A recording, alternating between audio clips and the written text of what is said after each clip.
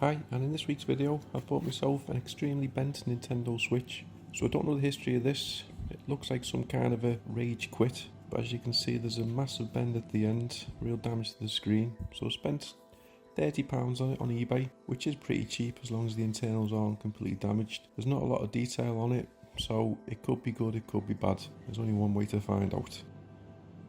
So it's got an obvious curve at the end. The overall condition is pretty good. It looks like it's pretty new. So plug it in and it shows a charge symbol. The backlight actually lights up. Can't hear anything from the screen though, so I am worried there's going to be some kind of motherboard damage.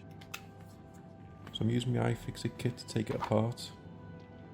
So I'll just take the screws out the side. As you can see, this one was already missing, must have popped out.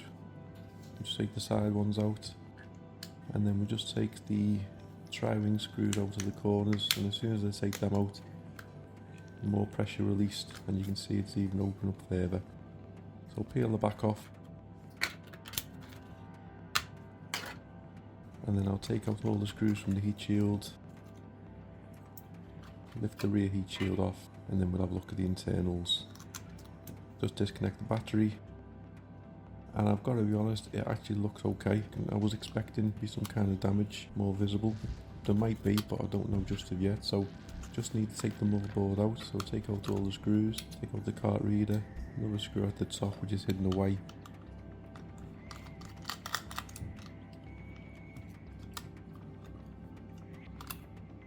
Disconnect all the ribbon cables, and then we just prise it out, and then the board simply lifts out.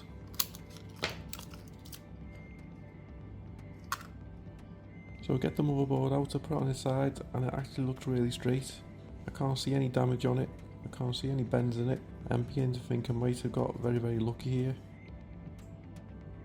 The case is obviously gone for, there's no saving that.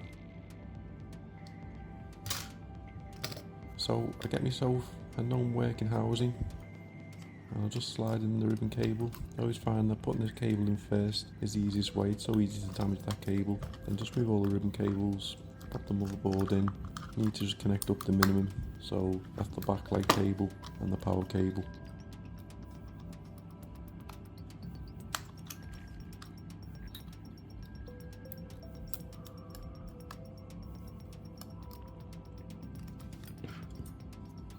Connect the card reader, because if it is going to work, I want to try and see if the touchscreen works on it as well.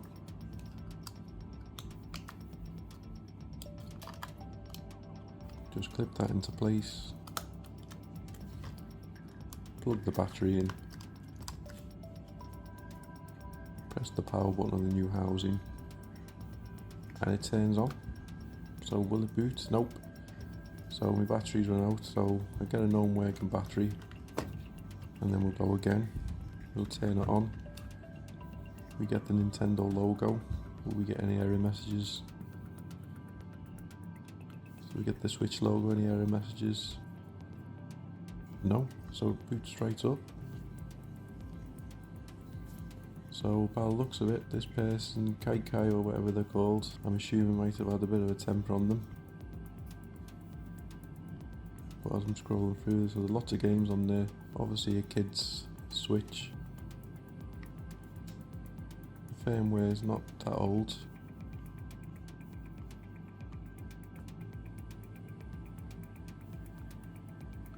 There is parental controls on it as well.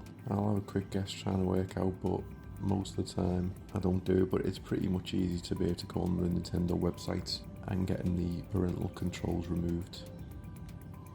So no, I need to do a lot more testing on this. I need to put it into a housing to keep it in. I'll need to connect the Joy-Cons, I'll have to on test for a while. I'll have to make sure it connects to the internet, plays games, etc.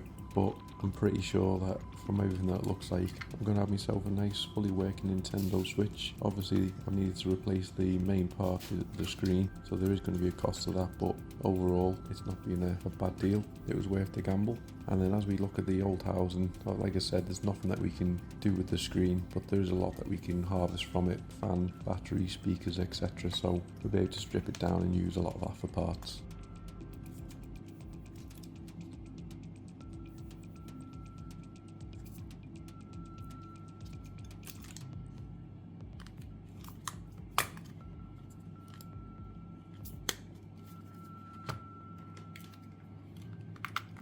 So thanks very much for watching. Please like, comment and subscribe.